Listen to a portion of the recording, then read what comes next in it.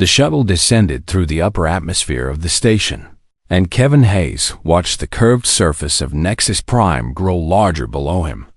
The station was a massive structure, built by the Council centuries ago to house representatives from hundreds of species.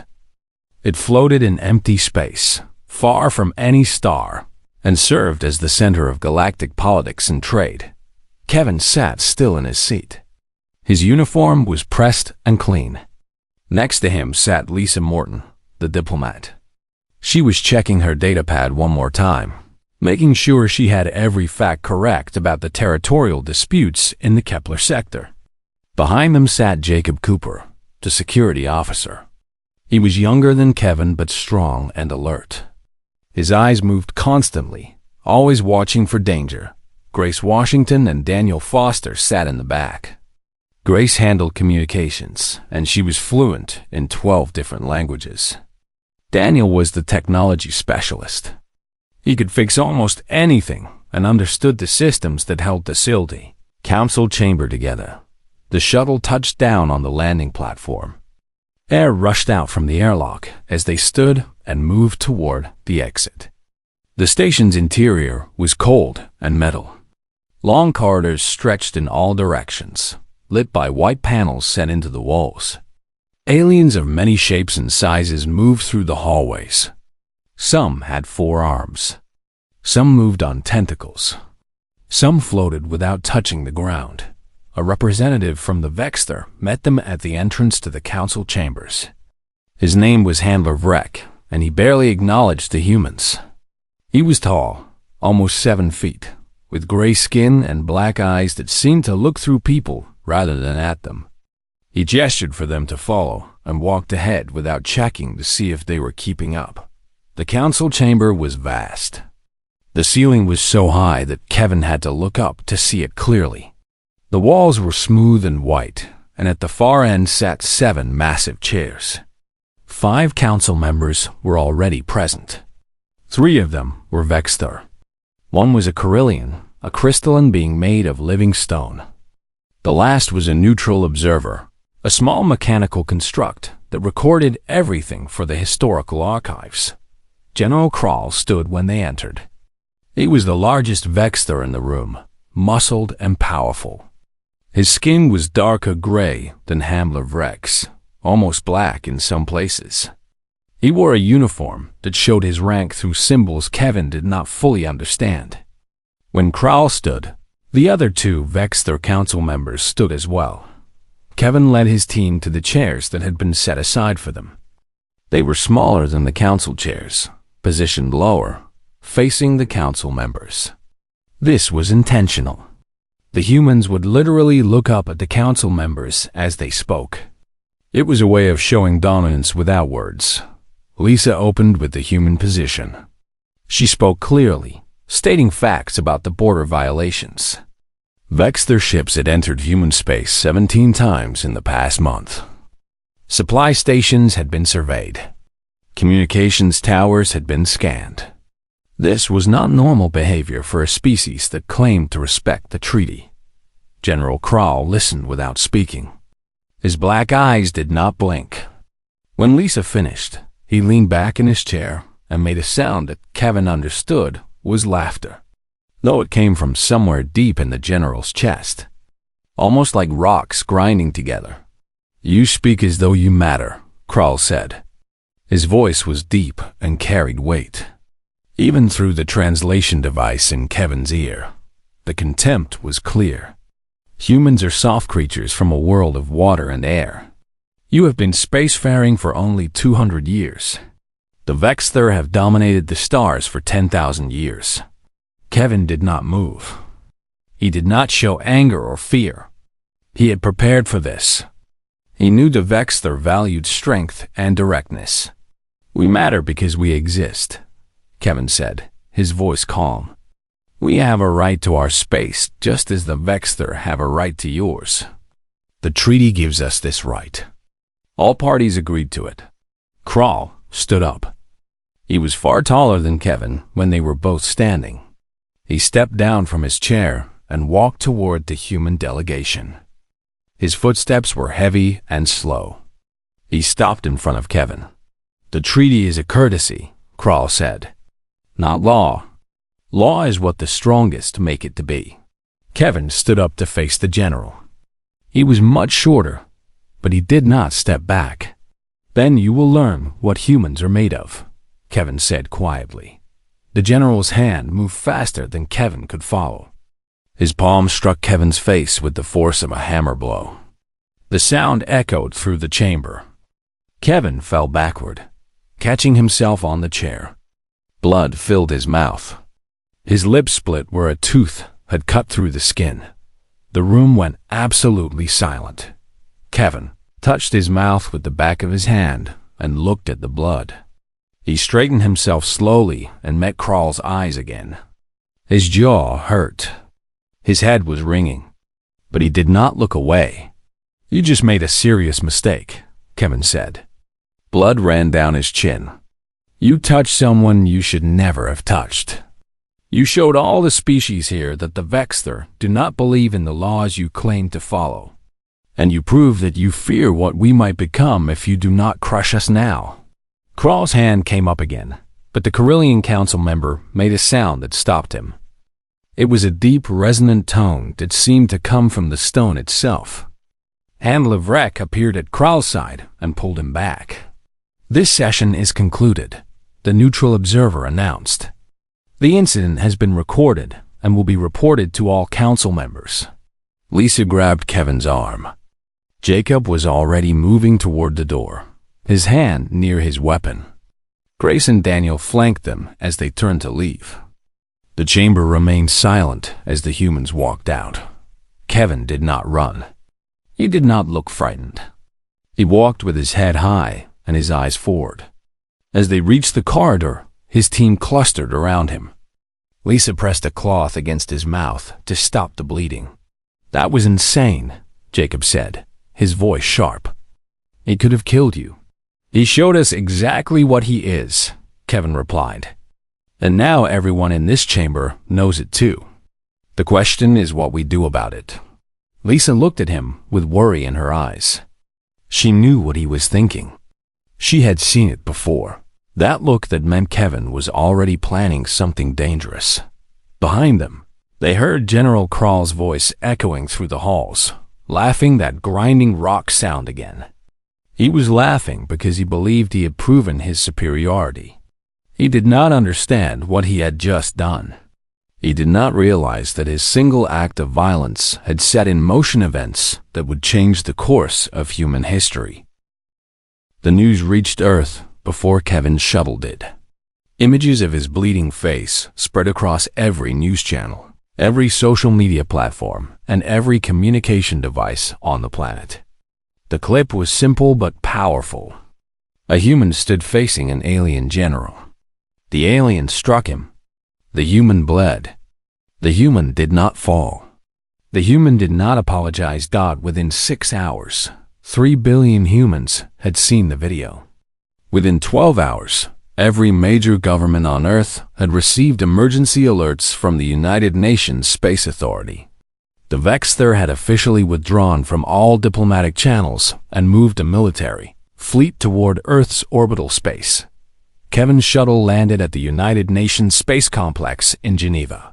He was taken directly to the command center, where the director of the UNSA, Admiral Patricia Okonkwo, waited for him in a secure briefing room. "That was either the bravest or the stupidest thing I have ever seen," Okonkwo said. She was a tall woman with gray hair and eyes that had seen decades of military service. She did not look angry. She looked impressed. "It was necessary," Kevin replied. His lip was swollen, but had stopped bleeding. Kral was never going to respect this. The moment he decided to use violence, he revealed that they see us as weak enough to hit without consequence. "And now they are coming," Okonkwo said. She turned to look at a map of Earth's orbital space. Red markers showed Vexter ship positions. They were moving closer every hour. They have issued an ultimatum. Submit to Vexter authority or be destroyed. Kevin looked at the map for a long moment. He thought about Lisa, still on Nexus Prime, and the rest of his team. He thought about the 3 billion people watching, waiting to see what humanity would do. He thought about the choice in front of them, surrender or stand. "We need to activate the reserve fleets," Kevin said. "We need to call back every ship that is in the outer systems. We need to start manufacturing weapons now, around the clock. We need every factory on Earth converted to military production." "That is a declaration of war," Okonkwo said. "We are already at war," Kevin replied. "They just made it official." Within 24 hours, United Nations Security Council passed an emergency resolution. Every nation on Earth pledged resources to a unified defense effort. Scientists and engineers who had been working on advanced projects were reassigned to create countermeasures against Vexter technology. Soldiers were called back to active duty. Factories that had been quiet for years rumbled back to life. The work was desperate and urgent. Humans worked in shifts that lasted 18 hours. They worked because they understood what was at stake. If they failed, Earth would be bombarded from orbit. Cities would be destroyed. Billions would die. But the work was also driven by something else. The image of Kevin's bleeding face had awakened something in humanity. It was not rage, exactly. It was something deeper. It was the collective realization that they could not hide anymore. The galaxy had noticed them, and now they had to prove they belonged. Dr. Marcus Webb was a physicist who had spent his entire career studying Vexter technology from a distance. He worked in a laboratory that now felt more like a military installation. Around him, teams of scientists examined every specification, every blueprint, every known fact about Vexter ships and weapons. "Their shields regenerate on a frequency pattern," Marcus told his team, pointing to a holographic display. "They are efficient but not fast. There is a gap. If we hit them during the gap, we can penetrate." An engineer named Sarah Kim seized on the idea.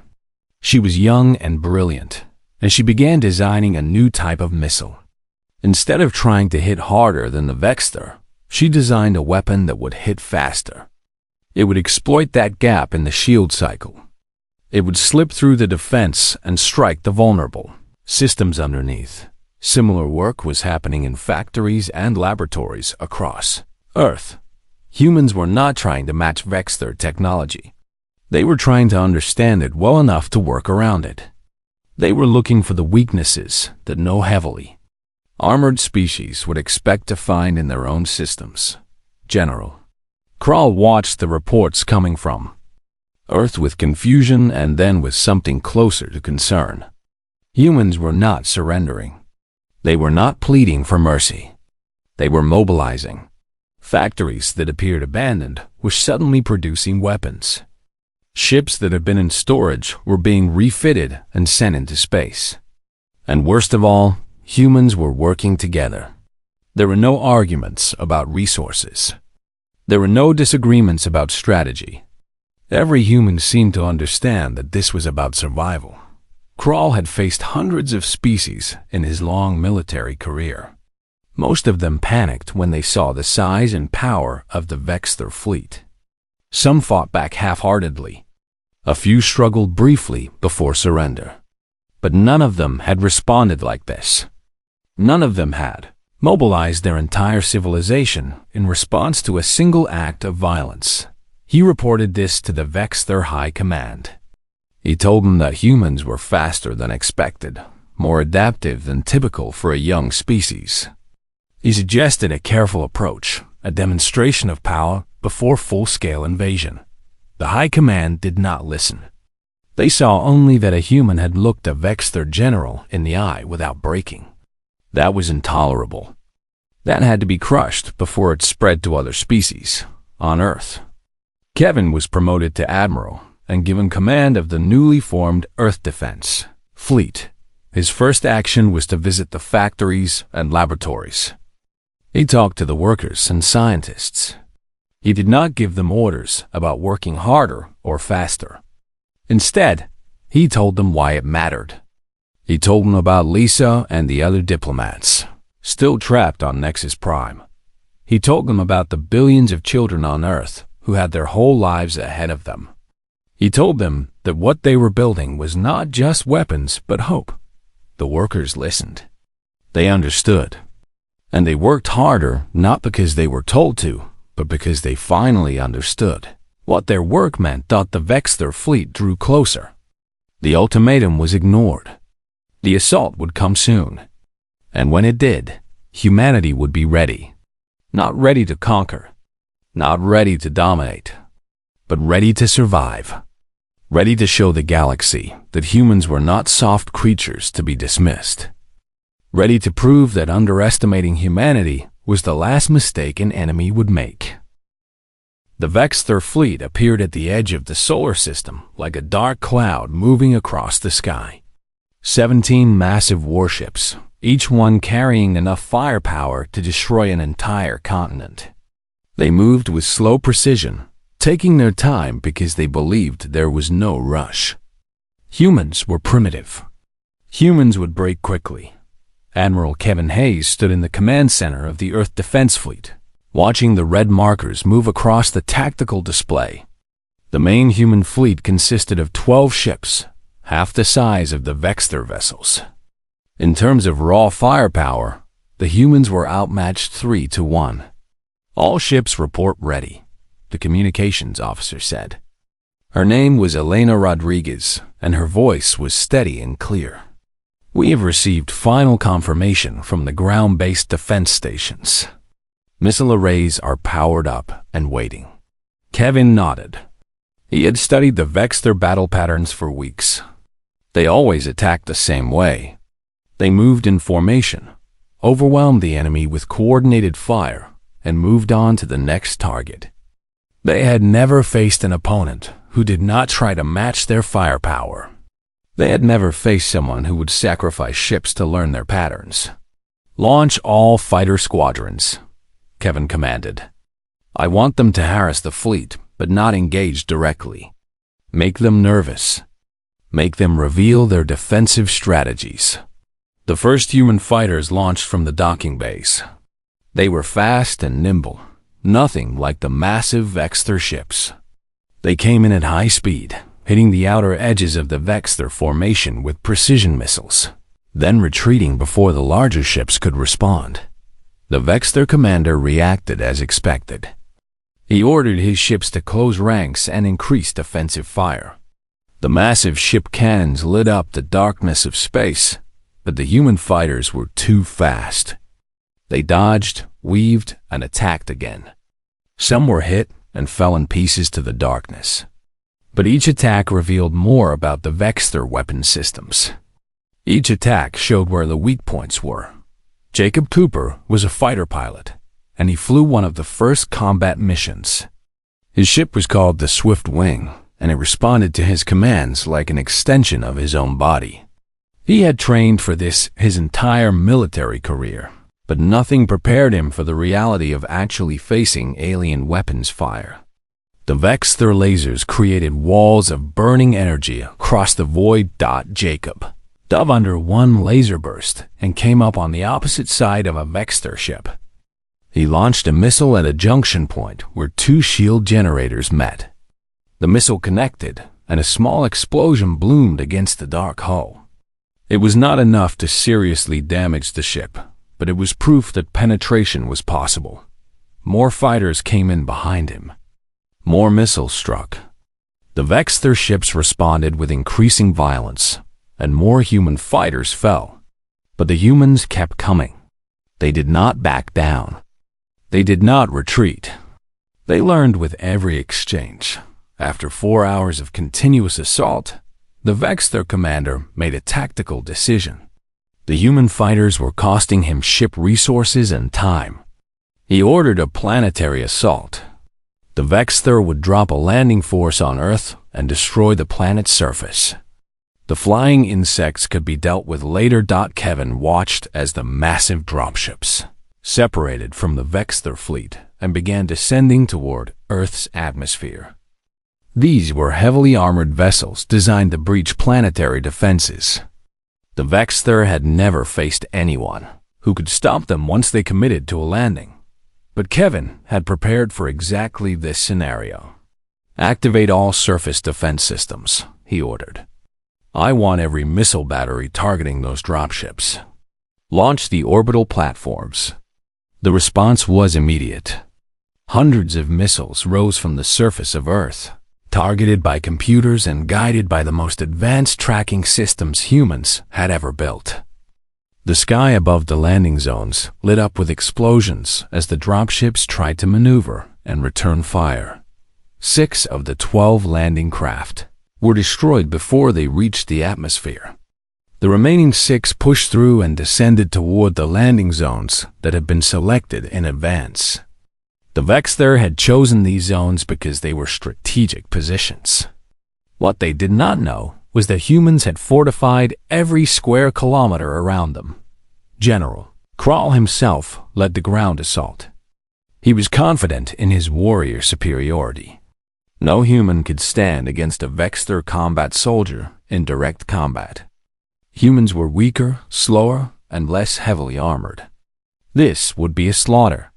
The dropship touched down in the pre-dawn darkness near the city of Phoenix, Arizona. Krall led his soldiers out into the night. The air was dry and hot, very different from the controlled environments of Vexter worlds. But Krall paid no attention to the environment. He was thinking about the battle ahead. The first warning came in the form of explosions. Mines placed on the landing field detonated, taking out 3 Vexter soldiers immediately. Krall dove behind a piece of the dropship as heavy fire came from all directions. Humans were everywhere, positioned in trenches and fortified positions they had built in the darkness. Jacob Cooper was there, leading a team of 8 soldiers. He had received word that the main landing zone was under his command, and he had spent 3 weeks preparing it. Every position was defended. Every approach was covered by overlapping fields of fire. Every avenue the Vexter might take was anticipated. The Vexter soldiers were heavily armored and powerful, but they were predictable. They tried to overwhelm the human positions through sheer firepower. Krall ordered charge after charge, believing that Vexter strength would eventually overcome human defenses. But the humans did not try to win through strength. They won through positioning, through tactics, through understanding the ground and the enemy.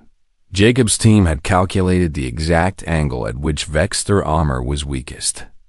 They had designed specific munitions to exploit those weak points.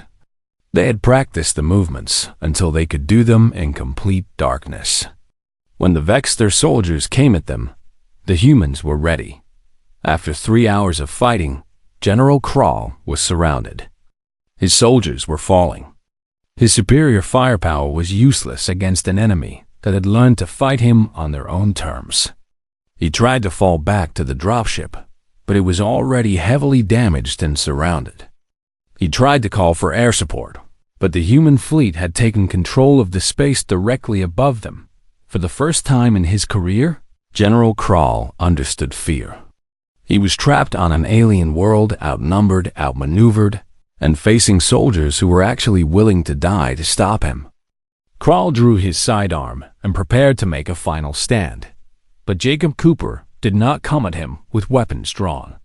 Jacob came with 6 soldiers, all of them standing with weapons pointing at the general. Jacob was bleeding from a wound on his shoulder, but his aim was steady. "You are surrounded," Jacob said in clear, simple English. His translation device would convert the words to Vexter. "If you surrender, you will be treated as a prisoner of war. If you fight, you will die." General Krall looked at the human soldiers around him. He looked at Jacob, this young human who had defeated him in combat. He lowered his weapon. He had expected humans to be soft and weak. Instead, they had proven to be the most dangerous thing in the galaxy. They were willing to learn and adapt and fight with absolute commitment. Krall dropped his weapon. He knelt in the dust of an alien world. He had come to conquer. He was leaving as a prisoner. The underground facility was built 300 meters below the surface of the desert. It had been constructed decades ago as a backup command center for the military, but it had never been used. Now it served a different purpose. It held the most important prisoner in human history. General Krall was placed in a secure chamber. The walls were steel and glass. Behind the glass, cameras watched constantly. The room had a bed, a toilet, a sink, and a chair. The temperature was maintained at a level that was comfortable for Vexter biology. The air was filtered to provide the exact composition his species preferred. Kevin Hayes reviewed the orders he had given to the guards and medical staff. The general was to be treated with respect. He was to be fed well. He was to be provided with medical treatment for his wounds. If he needed anything for his comfort, he was to be given it. Kevin wanted this to be clear. Humans were not barbarians. Humans honored their prisoners. The first interrogation session took place 72 hours after Krall's capture. Kevin went into the chamber alone. He carried no weapons. He carried no recording devices. It was just the two of them, the human and the Vexter general. Krall stood when Kevin entered. His wounds had been treated. His body was healing, but his mind was still processing the reality of his situation. He had expected to be executed or tortured. Instead, he had been given medical care and comfort. It did not match anything he knew about how the universe worked. "I want to understand," Kevin said. He sat in a chair across from the general. "Why did you come here? What did you think would happen?" Krall was silent for a long time. When he finally spoke, his voice was different from before. The pride and arrogance had been stripped away by defeat and confusion. "You are a young species," Krall said. "Your people have been in space for only 200 years. You do not have the technology. You do not have the discipline. You do not have the strength that comes from 10,000 years of military tradition. But we have something else," Kevin said. "We have willingness to learn. We have willingness to sacrifice. We understand that sometimes the only way to win is to change everything we thought we knew about fighting." "You should not have survived," Krall said. It was not an argument. It was a statement of fact that he was struggling to understand. "My ships are superior. My weapons are superior. My soldiers are stronger. Strength is not the only thing that matters," Kevin replied. "Adaptation matters. Understanding your enemy matters. Working together matters. When your people came here, you believed you already knew everything you needed to know about how the fight would go. You did not believe you had to learn anything. That was your mistake." Krall looked at the human across from him. This creature was weaker than him physically. Krall could have easily killed him with a single blow. But Kevin sat there with complete calmness, talking to him as though they were equals. Krall realized that Kevin had no fear of him. Kevin understood that physical strength meant nothing when you were already in chains. "What will you do with me?" Krall asked. "That depends on you," Kevin said. "You can face trial for war crimes. You can face execution. Or you can help me prevent more bloodshed. How can I do this?" Krall asked. "By telling your people the truth," Kevin said. "By telling them that humans are not weak. By telling them that trying to dominate us was a mistake. By recommending that the Vexter seek peace instead of continued war." Krall felt something twist inside him. What Kevin was asking was political suicide. The Vexter High Command would see his words as weakness. They would strip him of rank and title. They would exile him or execute him. But if he did not do this, thousands of Vexter soldiers would die in a war they could not win against an enemy they did not understand. "If I do this," Krall said slowly, "what guarantee do I have that my people will be treated with mercy?" "No guarantee," Kevin said honestly. "But I'm offering you the chance to save lives. That is all any of us can do." We make choices that we hope will lead to better futures. You can make that choice now. Kevin left the interrogation chamber and went to the command center. The news from space was better than expected. The remaining Vexthur ships, having lost contact with General Krall and the ground forces, had withdrawn from Earth orbit. They were maintaining position at the edge of the solar system, but they were not attacking. The initial invasion had been stopped completely. The impact rippled through the galaxy. Species that had lived under Vexthur dominance for centuries heard the news and realized something had changed. Humans were not supposed to be capable of this. The humans were not supposed to be able to defeat a Vexthur invasion force. But they had. And now the galaxy knew it. Delegations from other species began arriving at Earth. They came with offers of trade, with offers of alliance, with offers of technology and support. The Valantian Federation sent a ship carrying scientific experts. The Quarthy Collective offered military cooperation.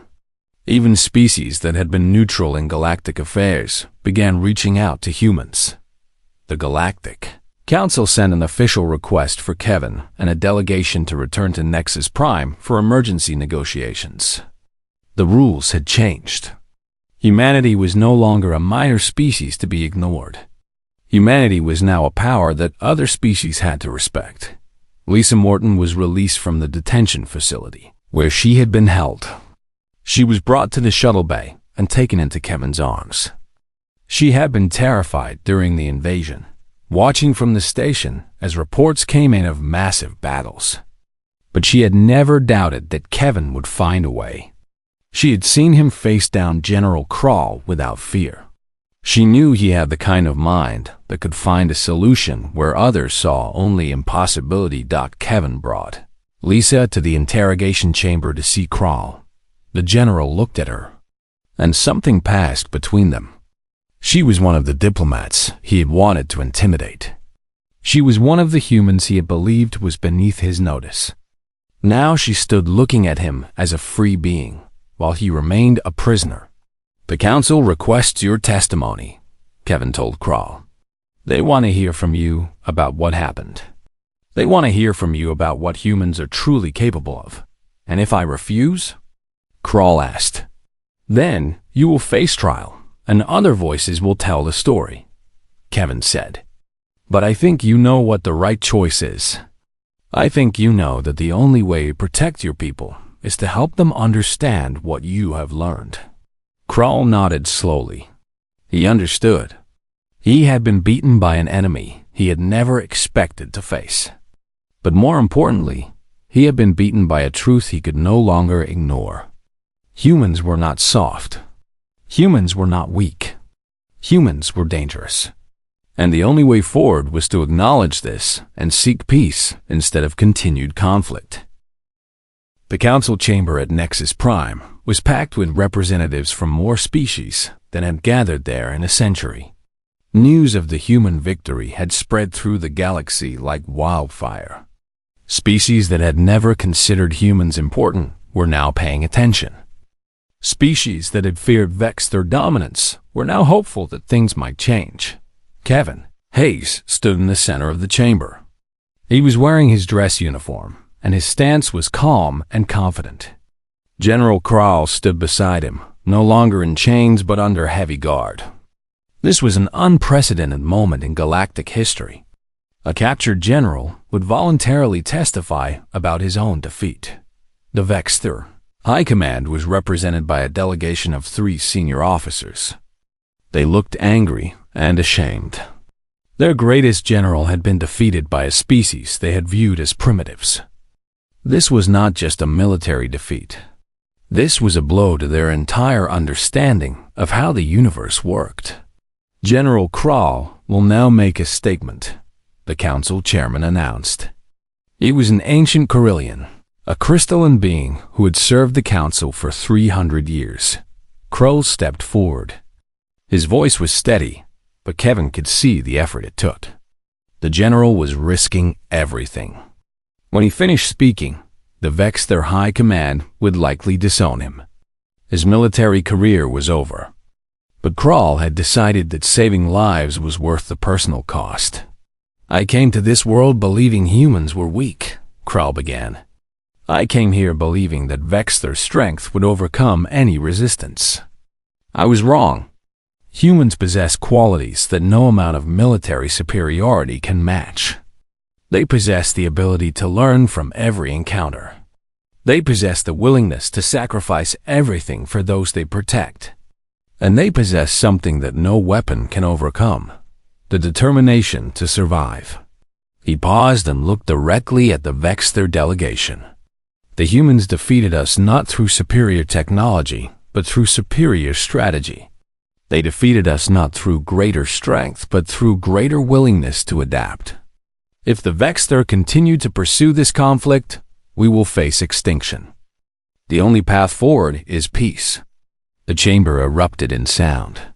Species made vocalizations in their own languages, all speaking at once. The Carillion chairman raised his hand for silence, and the chamber quieted. "Kevin Hayes, you may speak," the chairman said. Kevin stepped forward. He had thought carefully about what to say. He understood that this moment would define humanity's place in the galaxy for generations to come. "We did not come to the galaxy seeking conquest," Kevin said. "We came seeking our place among the stars. The attack on Earth was not an invasion we provoked. It was an answer to a simple act of respect that was denied us. But that act of violence united our people. It showed us that we are capable of more than we believed.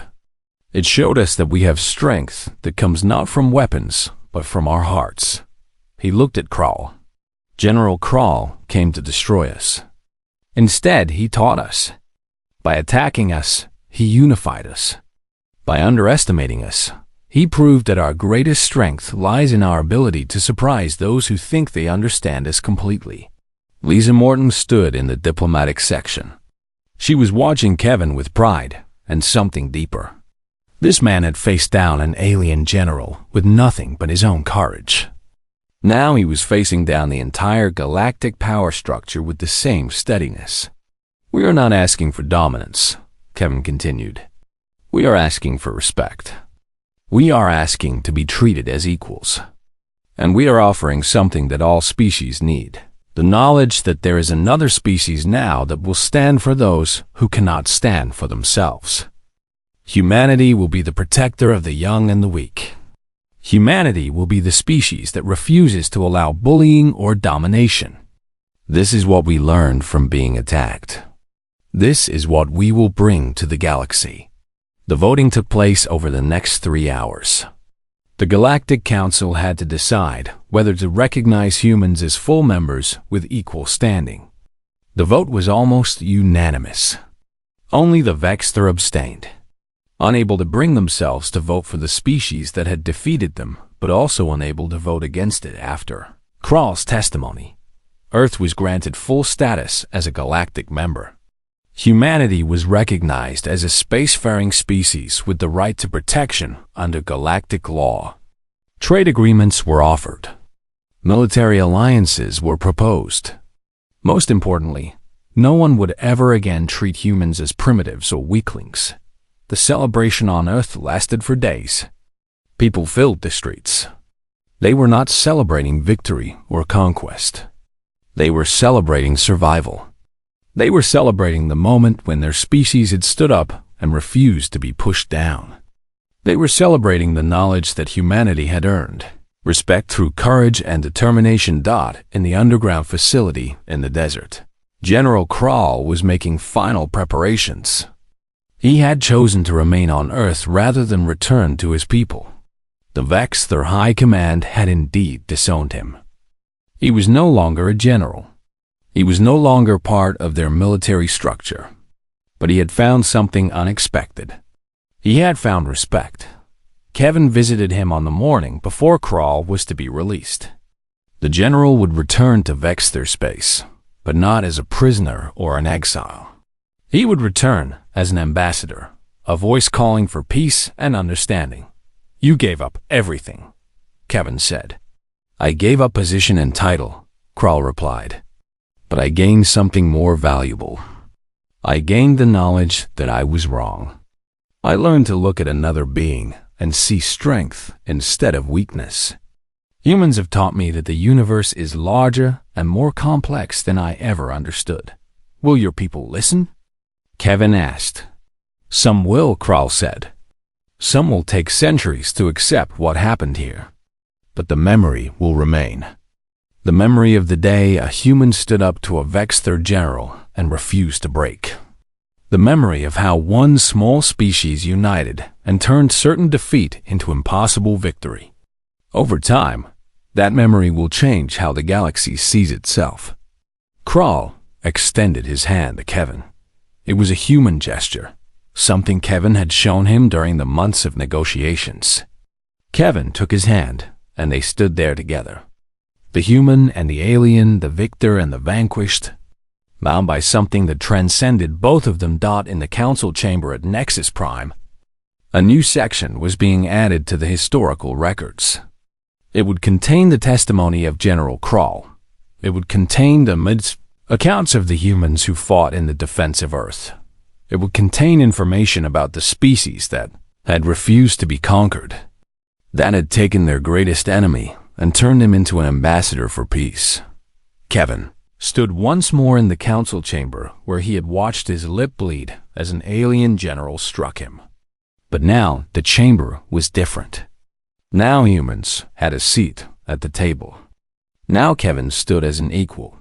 Now the galaxy understood that underestimating humanity was the last mistake an enemy would ever make.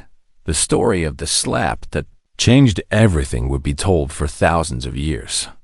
It would be a reminder that strength comes in many forms. It would be a reminder that the mightiest weapons can be defeated by the determination of those who refuse to accept defeat. It would be the story that defined humanity's place in the stars. Not as conquerors, but as the species that chose to face darkness with light, violence with persistence, and hatred with the hope that even enemies could learn and change. The galaxy had finally understood what Kevin Hayes had known from the beginning. Humans were not soft. Humans were not weak. Humans were something far more powerful than any weapon. Humans were alive in a way that no other species fully grasped. And when you threatened what they loved, they would move heaven and earth to protect it. They would learn. They would adapt. They would overcome. And they would do it together, standing as one, refusing to break, refusing to surrender, proving to the universe that humanity belonged among the stars.